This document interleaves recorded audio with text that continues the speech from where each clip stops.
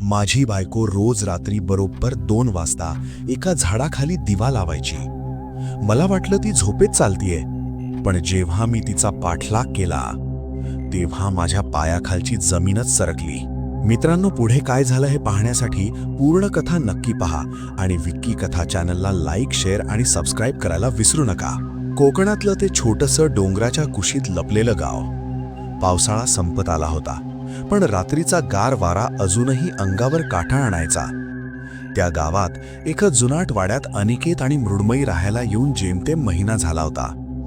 शहरातल्या धावापळीला कंटाळून अनिकेतने work from home घेतलं होतं. शांतता हवीये, फक्त इतकंच त्याला पाहिजे होतं. सुरुवातीचे काही दिवस खरंच सुंदर गेले, पण गेल्या आठवड्यापासून अनिकेतच्या मनात एक अस्वस्थ करणारी शंका घर करत होती. कारण रोज रात्री अगदी बरोबर 2 वाजता मृण्मयी उठायची. घड्याळातले ठोके चुकत नव्हते, ना 1 मिनिट पुढे ना मागे. ती रात्र आजही तेच झालं. दरवाजा हलका उघडला आणि त्याच्या आवाजाने अनिकेतची झोप उडाली. त्याने डोळे उघडले. शेजारी हात फिरवला. पलंग रिकामा होता. तिथे मृण्मयी नव्हती. क्षणभर त्याला वाटलं कदाचित स्वप्न असेल, पण नाही. तो उठला. खिडकीतून बाहेर पाहिलं. बाहेर पूर्ण अंधार, फक्त वाऱ्याचा सू सू आवाज येत होता. आणि तेव्हाच अंगणाच्या एका कोपऱ्यात एका जुन्याट पिंपळाच्या झाडाखाली एक मंद प्रकाश लुकलुकताना त्याला दिसला. अनिकेतचे पाय आपोआप तिथे खेचले गेले. पिंपळाखाली मृण्मयी गुडघ्यावर बसली होती. हाताने एक पणती ती झाडाच्या मुळाशी ठेवली. हात जोडले आणि काहीतरी पुटपुटत होती. ते दृश्य पाहून अनिकेतच्या अंगावर सरसरून काटा आला.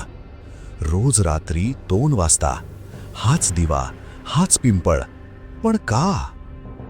दुसऱ्या दिवशी सकाळी नाश्त्याच्या टेबलावर मृण्मयी अगदी शांत होती, पण तिचे डोळे रात्री जागरण झाल्याची साक्ष देत होते. अनिकेतने हळूच विचारलं, मृण्मयी, काल रात्री तुला नीट झोप लागली का? ती सहज म्हणाली, हो. का? जणू काही काल रात्री घडलंच नव्हतं. अनिकेत गोंधळला. ती झोपेत चालतीये का? पण दिवा लावणं, हात जोडणं हे झोपेत कसं? त्या दुपारी तो गावच्या पारावर गेला. जुनी माणसं गप्पा मारत बसली होती. अनिकेतने विषय काढला, तो पिंपळ काही वेगळं आहे का? एक म्हातारा खोकत म्हणाला, अनिकेत बाबा, त्या झाडाखाली रात्री जाऊ नका. पूर्वी तिथे दिवे लावायचे, अतृप्त आत्म्यांसाठी. त्या शब्दांनी अनिकेतच्या मनात भीतीचं बी रोवलं. भयाचा कळस. तिसरी रात्र. अनिकेत जागाच होता. घड्याळात 2 वाजले. मृण्मयी उठली. कपाटातून पणती, तेलाची बाटली, सगळं यांत्रिकपणे. तो तिच्या मागे गेला. पिंपळाखाली दिवा पेटला आणि अचानक मृण्मयी रडायला लागली. ते रडणं माणसांसारखं नव्हतं, ते काळजाला फाडून टाकणारं होतं. ती पुटपुटत होती, तो येईल, माझं बाळ येईल, या प्रकाशात त्याला रस्ता दिसेल. अनिकेतने तिला हलवलं. मृण्मयी, कोणतं बाळ? ती अनिकेतकडे पाहिली.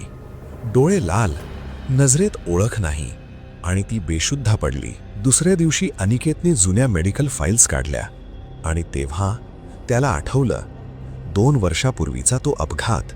रात्रीचा प्रवास, जंगलातला रस्ता, गाडी दरीत कोसळली.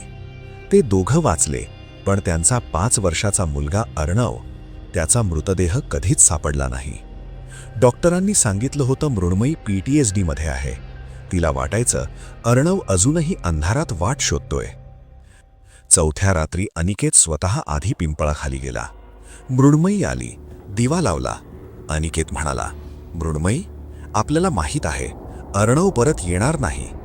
मृण्मयी रडत म्हणाली, मला माहीत आहे, पण त्या रात्री त्याच्या हातात टॉर्च होती. तो म्हणाला होता, आई, मी हरवलो तर तू दिवा लावशील ना? आज त्याचा वाढदिवस आहे. त्याला अंधाराची भीती वाटायची. अनिकेत निशब्द झाला.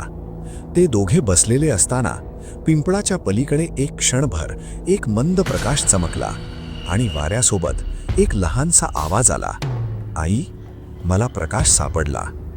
क्षणभर सगळं शांत, काहीच नव्हतं. पण त्या रात्रीनंतर मृण्मयीच्या चेहऱ्यावर एक विलक्षण शांतता होती. मृण्मयीने पुन्हा कधीच 2 वाजता दिवा लावला नाही. पण आजही त्या पिंपळाखाली तो नंदादीप आपोआप तेवत असतो. कुणी लावलेला नसतो तरीही तो कधीच विझत नाही. कदाचित काही रस्ते अंधारात हरवलेल्या आत्म्यांसाठी नसतात, ते रस्ते आईच्या प्रेमातूनच उजळतात. मित्रांनो, तो दिवा भूतांसाठी नव्हता, तो एका आईचा शेवटचा विश्वास होता की अंधारातही तिचं बाळ एकटं नाही. मित्रांनो, कथा आवडली असेल तर लाईक, शेअर आणि विक्की कथा चॅनलला सबस्क्राईब करायला विसरू नका. धन्यवाद.